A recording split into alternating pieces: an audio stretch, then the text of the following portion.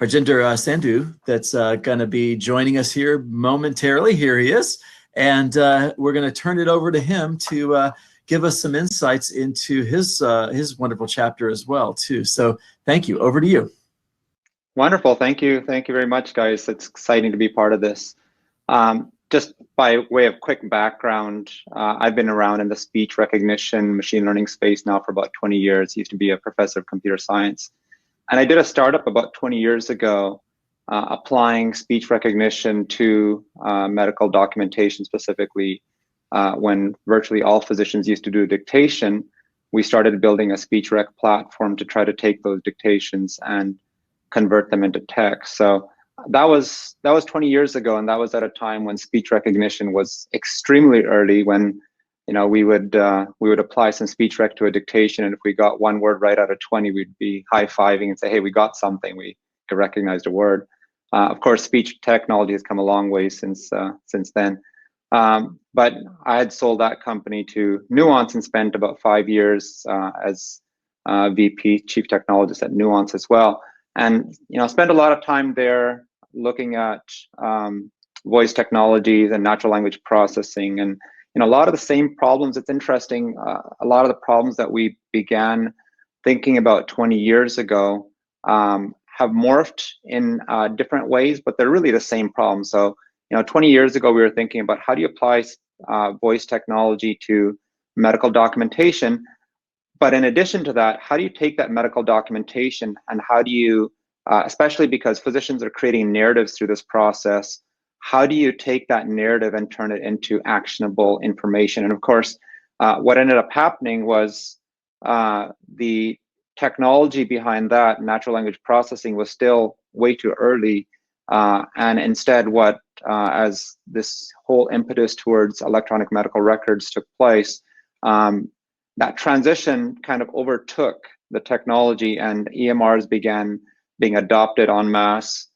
And basically the physicians who, by the way, used to be pretty happy doing dictation 20 years ago. We never used to get complaints about physicians saying, this is time consuming or, all that kind of stuff. They were pretty happy with that process. The real problem we were trying to solve back then was just one of cost and efficiency. And it was particularly around transcription. And we said, transcription is a $20 billion industry, and speech rec can come along and really solve a lot of that problem.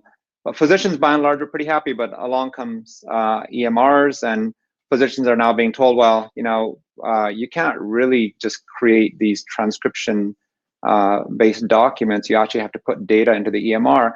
And so all of a sudden, physicians are being put into exam rooms with a computer in the room. And so the problem really, as I said, it morphed into a slightly different form, which is that now the central problem was not of efficiency of the speech rec process or the manual transcription process being replaced by speech rec. All of a sudden it became, well, physician satisfaction. Now physicians are sitting in front of their computers. The data on this, statistics are actually very bleak. Physicians are spending on average about 2 hours of screen time for every hour they spend with a patient. And if you ask any physician, they'll tell you, well, that's not what I signed up for. I signed up for taking care of patients, and yet here I am spending twice as much time in front of a screen. Why? Because, well, we need data, and that data has to go into an EMR in a structured fashion. Now, as I spend a lot of time with speech rec, particularly with Dragon, obviously I spend a lot of time working with Dragon and the team at Nuance. And one of the things that happened, speech recognition became better and better. In fact, today, if you use Dragon, it's got phenomenal accuracy, but it didn't solve the entire problem. As I said, the problem was twofold. One is just getting that data into the EMR. The other one is actually recognizing it as data. And so if you use Dragon, for example, Dragon is really good at capturing narrative documentation. It does a phenomenal job. But there's two problems. One is that if you're sitting in an exam room with a patient, even if you use Dragon, you're still going to be facing a screen. You still have to point and click into various check boxes or text boxes in the screen. So your attention is still on the screen, and that's a big problem, obviously. The second problem is that, as I said, it's really good. Contemporary speech rec solutions are really good at capturing narrative, not at capturing data. So if you're going to put an order in, if you're capturing a diagnosis, and all the peripheral information about that diagnosis that have to go into a discrete fashion to get a unique ICD-10 code, for example, chances are you're not going to do that with speech recognition today, largely because it's much more cumbersome and the keyboard and mouse is faster, even though it's painful. And so that's become the central challenge now with respect to physician documentation.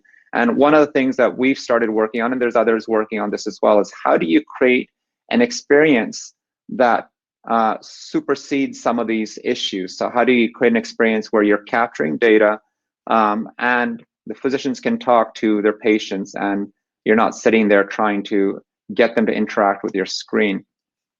Now, a lot of the discussion around voice technology these days is around Alexa and Siri and these, what I refer to as instructional voice technologies, meaning that, if you use Alexa, Alexa, when is the next flight from Seattle, San Francisco? What Alexa is doing is it's using that trigger word to try to recognize that you have something interesting to say, and then it gives you a limited window of time in which to express one idea. And it does this to make this whole problem simple, right? So speech and human language is really complex, and Alexa and Siri and all these voice assistants try to make it simple by saying you can express one idea and you have this limited amount of time to do it. And what these voice assistants are really good at is they have a lot of different kinds of ideas, a lot of different kinds of skills that they're really good at capturing and recognizing and responding to. Now, if you're a physician and you're trying to document patient care, and you can imagine an interaction with a patient where you're sitting there saying, all right, Alexa, the patient is a 30-year-old male. Alexa, the patient is here because of chest pain. Alexa, the patient has been having this pain for 2 weeks, and you get the idea. No physician is going to do that. It's much more cumbersome.